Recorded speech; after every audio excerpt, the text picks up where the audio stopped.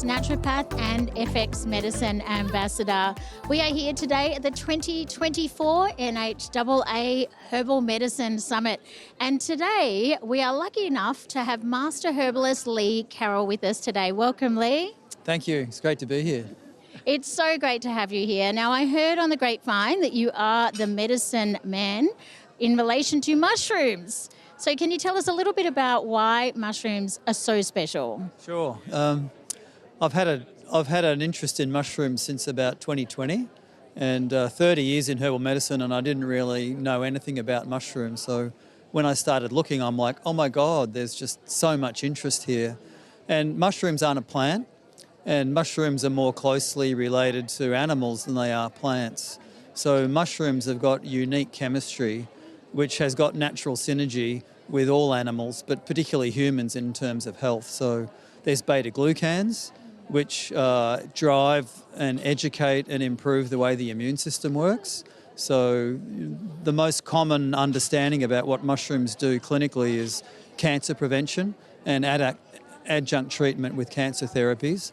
But mushrooms are much, much more than that. The beta-glucans do lots of things. I see them as tonics, for the immune system in the whole body. And that's just not the circulating white blood cells, but also the immune tissues and glands in the body and all of the resident macrophages that live in all of the tissues of our body. So they're all kind of like a whole body tonic. But when you look at the details of all of the other constituents in mushrooms, there's a lot of different aspects that drive our health. And the most significant thing that I've learned in the last few years is this molecule called ergothioneine, which is a modified amino acid. Fungi make it, humans need it, all animals need it, and we have transporters to bring it into our body. We have transporters in all of our cells to bring it in, and it plays a backup role in tissues that become oxidatively stressed. So it works in partnership with glutathione. So I like to call it the most important nutrient you've never heard of. And humans' health suffers over the course of the lifespan when ergothioneine levels are low. So you only need about 5 milligrams a day, which translates into just a few serves of mushrooms a week. And it has profound benefits. But I could just keep on talking, so... I am curious. I'm a real food as medicine girl. I love my liquid herbs, but I do love to cover off the food as medicine. What mushrooms do you recommend, and is there any way that they're best cooked or eaten or prepared that enhances or helps them? Great question. So starting with the research, there's really good epidemiology data looking at large numbers of people across multiple cultures, including people that live in England, people that live in Japan, China, where a couple of serves of mushrooms a week, so that's like 20 grams of fresh mushrooms, so maybe 2 grams of dry mushroom a week, you see increases in mortality, decreases in mortality, you live longer, less disease, less cancer, less metabolic syndrome, less fatty liver disease. So low doses of mushrooms are a significant driver of human health. So from the food as medicine point of view, just a couple of decent serves of mushrooms a week across the course of your lifespan is enough to drive that. And then I didn't mention cognitive decline. If you eat mushrooms regularly, you get less neurodegenerative disease.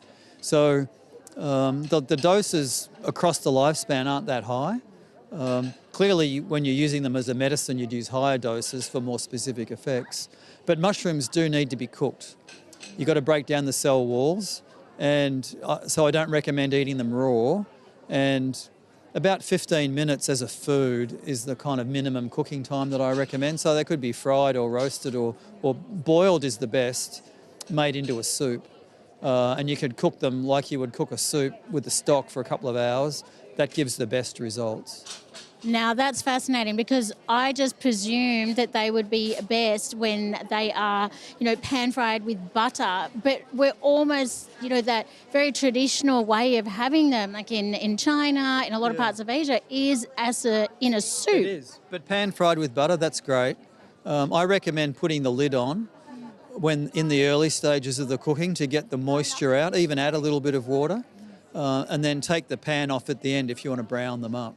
And between 15 maybe 10 or 15 minutes, gives you kind of like you don't want to make it too complicated, but then you get a tasty mushroom that's going to be more medicinal.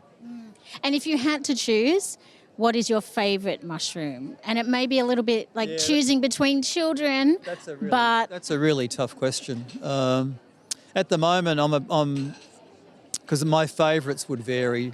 You ask me next week, it'll be different. But at the moment, and for the last year, I guess, reishi, which is a very bitter mushroom, and it's hard and woody and was never eaten as a food. It was only ever consumed as a beverage. And it's called the mushroom of immortality.